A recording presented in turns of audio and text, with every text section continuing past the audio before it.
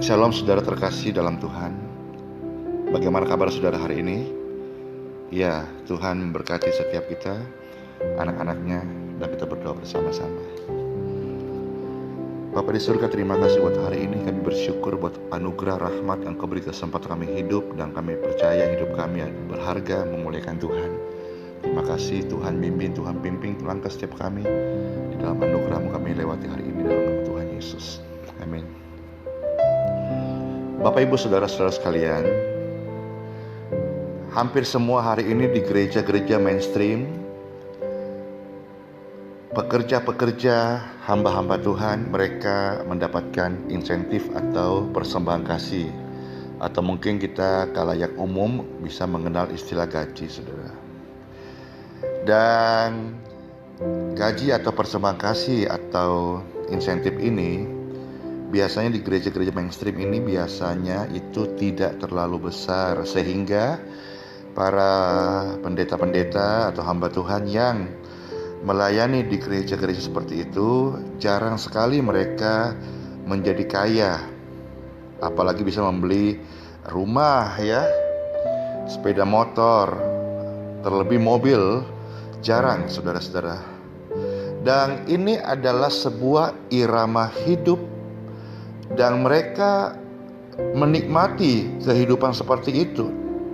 Sekalipun mereka tidak bisa menaiki mobil mewah ataupun rumah yang lux dengan full AC, tetapi mereka bisa tetap melayani Tuhan dengan sebuah keteladanan hidup yang baik.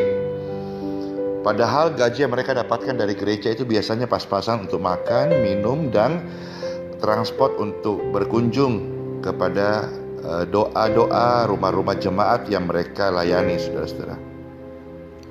Nah, di sini kita melihat ada perbedaan antara gereja-gereja dengan aliran-aliran yang sekarang kita kenal dengan istilah karismatik dan pentakosta, atau gereja-gereja yang hari ini tumbuh seperti jamur banyaknya, puji Tuhan ya, karena artinya ladang penginjilan terbuka besar sehingga orang-orang bisa memberitakan kasih Tuhan lebih banyak dan efektif. Tentu ini tujuan utamanya, saudara-saudara. Nah, bicara soal penghasilan para pendeta atau hamba Tuhan yang masuk aliran karismatik, saudara, ini penghasilan mereka tidak tetap karena hal tersebut tergantung dari hasil pelayanannya. Nah, hasil pelayanan di sini maksudnya adalah jumlah jemaat yang dilayani, dipengaruhi juga status jemaat tersebut siapa, tentu juga latar belakang ekonominya, dengan siapa hamba Tuhan atau gembala atau penginjil atau pendeta tersebut bergaul dan bersentuhan, serta juga isi-isi khotbah yang disampaikan menarik atau tidak. Karena semua itu mempunyai value bagaimana menyukakan orang dan orang akan datang. Tentu juga punya peranan penting isi-isi khotbahnya, khotbah-khotbah yang menyenangkan, segar hidup, dan ya bisa juga mengenakan telinga. Bapak Ibu sekali dalam Tuhan, para pendeta-pendeta yang saya katakan tadi disebut aliran karismatik, mereka di dalam pelayanan itu sangat dipengaruhi dengan jumlah jemaat. Sebab jumlah jemaat itu bisa menentukan penghasilan mereka. Karena di sana ada namanya persembahan kolekte, persembahan khusus, persembahan persepuluhan dari jemaat. Nah, semakin besar jumlah jemaat, maka semakin besar tentu penghasilan yang masuk ke dalam gereja atau kas gereja. Apalagi kalau anggota jemaatnya memiliki status misalnya petinggi-petinggi atau pengusaha-pengusaha yang kategori tingkat ekonomi yang baik dan tinggi, maka tentu saja jumlah persembahan maupun persepuluhannya, jika mereka mengasihi Tuhan dan betul-betul taat, itu pasti besar, saudara. Nah, dalam hal ini sudah tidak lagi bisa kita seragamkan penghasilan A dan B dan C, itu pasti berbeda tergantung jemaatnya bagaimana dan berapa jumlahnya. Nah, di sini saya mau saudara melihat sebuah hal yang ironis. Ada pendeta yang sangat berkekurangan karena jumlah jemaatnya kecil dan anggota jemaatnya juga orang-orang yang tidak mampu. Tapi sebaliknya, ini antara langit dan bumi ya. Ada pendeta yang berkelimpahan serta banyak ya secara materi, karena di latar belakangnya jumlah jemaatnya besar serta anggota-anggotanya memiliki status dan tingkat sosial yang baik dan tinggi. Fenomena yang terjadi sekarang ini adalah ada gereja-gereja yang kecil semakin dibabat habis anggotanya. Karena apa? Karena anggotanya tertarik sehingga berpindah ke gereja yang memiliki fasilitas lebih baik di dalam menyelenggarakan kebaktian-kebaktian atau memberikan daya tarik lebih glamor daripada gereja-gereja yang kecil. Tentu dia kecil karena kurangnya support secara materi, sekalipun mungkin mereka rajin berdoa. Tapi hari ini keadaan dan tuntutan zaman membuat orang-orang ke gereja bukan lagi bagaimana meneladani atau hendak serupa dengan Tuhan Yesus, tetapi di mana mereka merasa nyaman. Kata nyaman ini sangat-sangat relatif ya. Nyaman maksudnya apa nih? Nyaman maksudnya bertumbuh seperti Tuhan Yesus itu nyaman, mengenakan daging dan meninakbobokkan roh dan membesar-besarkan daging. Dari sini saudara kita bisa mengerti kalau gereja akan berlomba-lomba semakin ke depan. Saya bukan bernubuat ya, tapi saya memprediksikan 2020 ini gereja-gereja ya akan semakin eksis. Eksisnya di sini tentu berlomba-lomba untuk memberikan daya tarik yang lebih besar kepada orang-orang untuk datang. Nah, tanpa disadari sebetulnya yang kecil tambah habis dan mungkin juga bertambah kecil. Kalau sudah terjadi seperti tanpa kita menyadari ataupun sadar, sudah terjadi kapitalisme di dalam gereja. Dari hal ini, saudara-saudara bisa dimengerti kalau gereja akan terus dan akan lebih grafiknya lebih kuat lagi, berlomba-lomba menarik jemaat lain masuk gerejanya dengan berbagai macam cara. Nah, di sini saudara-saudara garis bawahi, tentu nama Yesus yang akan digunakan, tetapi di dalamnya ada tujuan lain, yaitu untuk kepentingan membesarkan gerejaku. Kalau ditinjau dari penghasilan para pendeta juga bisa ditentukan oleh dengan siapa ia bergaul. Kalau pergaulannya dengan orang-orang yang memiliki tingkat status petinggi atau cukong pengusaha, orang-orang soge kaya, pasti pendeta tersebut kecipratan, kebagian dari sebagian harta atau uang dari orang-orang tersebut lebih besar, dan sehingga tidak jarang pendeta memperoleh mobil mewah, apartemen mewah, rumah mewah, dan berbagai fasilitas lainnya. Tapi kalau pendeta-pendeta yang bergaul dengan orang-orang yang tidak mampu, maka keadaan ekonominya pun juga tidak bertambah lebih baik. Ini yang terjadi ya, sekalipun tidak semua. Saudara-saudara, dalam hal ini ada sebuah tantangan, ada sebuah daya tarik yang ini menjadi salib bagi mereka ya yang ada di area ini, yaitu sebuah godaan besar yang menggunakan nama Tuhan untuk memperoleh sesuatu dari tanda kutip orang-orang kaya tersebut. Nah, celaka kalau hal ini terjadi, maka berarti pendeta tersebut juga sudah menjual nama Yesus yang disajikan untuk senangkan orang supaya mereka betah, bukan lagi kebenaran Injil yang merobek daging, bukan lagi kebenaran Injil kekuatan Tuhan yang menghancurkan kesukaan-kesukaan yang fana dan percintaan dengan dunia. Sebab penghasilan seorang hamba Tuhan atau pendeta yang berpeluang lebih permanen dan besar itu juga bisa melalui khotbah.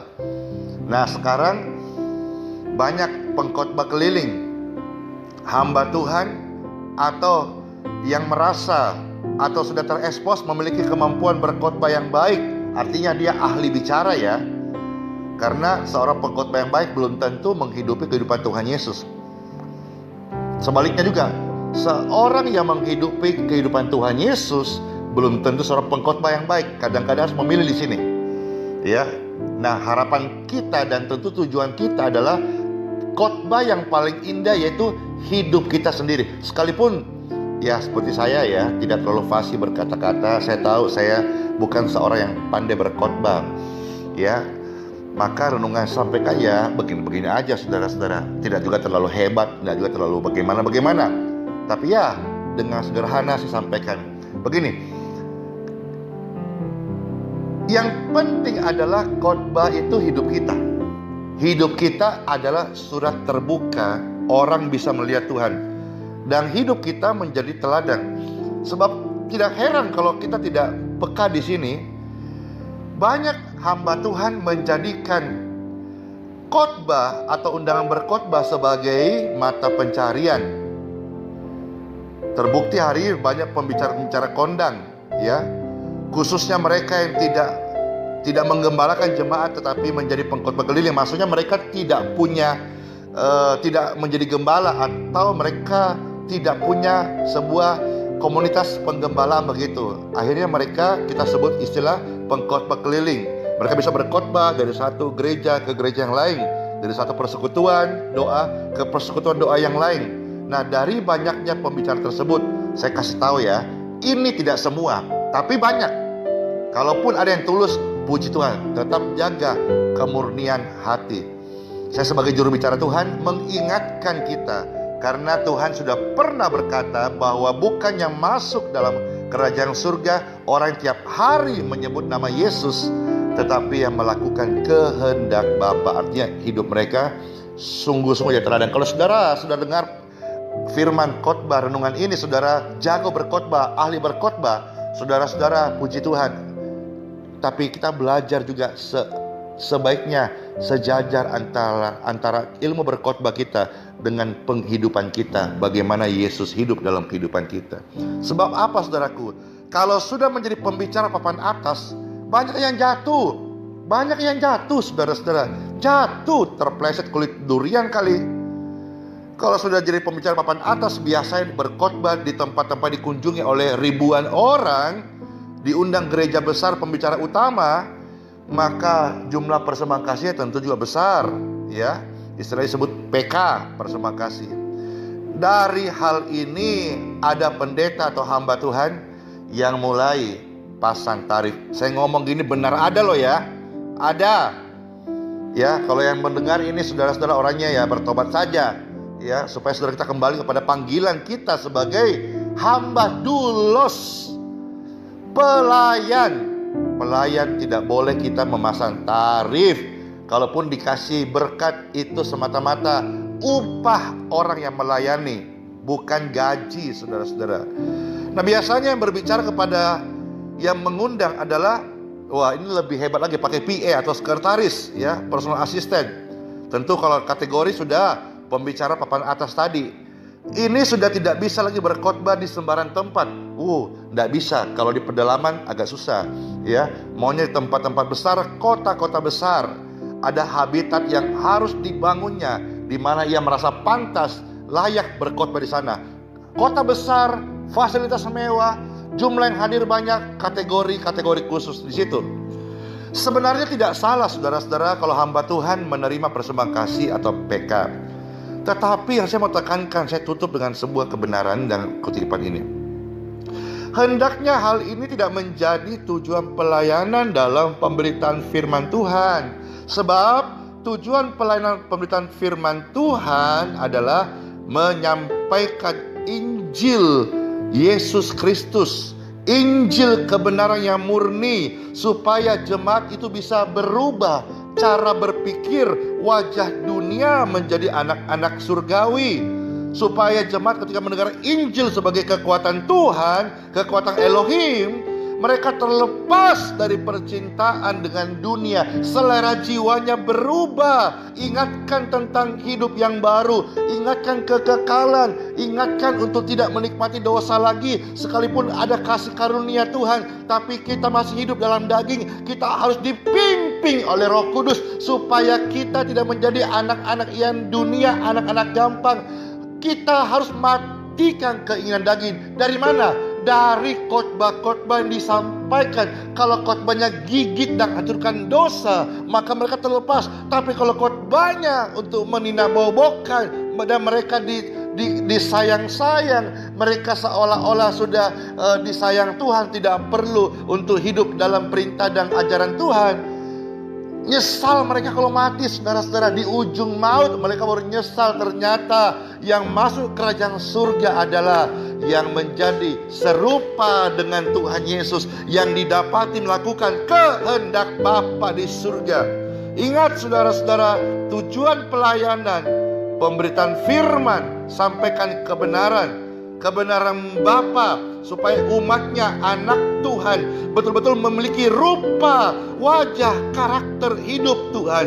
Dan mereka akhirnya merindukan Yerusalem baru, merindukan kehidupan di balik kubur, dan merindukan kehidupan rumah Bapa di surga. Hendaklah pemberitaan firman Tuhan yang benar tidak lagi mau diukur, diimbali dengan uang berapapun nilainya atau apapun juga. Sebab kebenaran firman Tuhan adalah harta yang tidak ternilai harganya dari Bapa. Amin. Bapa, firman-Mu begitu indah hari ini. Kami bersyukur, kami sebagai orang Kristen, kami boleh mendengar firman ini. Ini makanan kami, Tuhan. Setiap kali firman menusuk kami, kami tahu daging kami tertusuk luka, tapi kami tahu supaya roh kami ini bangun. Keadaan yang baik tidak membuat roh kami bangun. Justru ketika kami ditantang oleh Injil untuk menjadi serupa dengan Tuhan, roh kami bangun. Kami bersyukur buat hari ini Bapa, di dalam nama Tuhan Yesus Kristus. Amin. Sola Fide, Tuhan Yesus memberkati.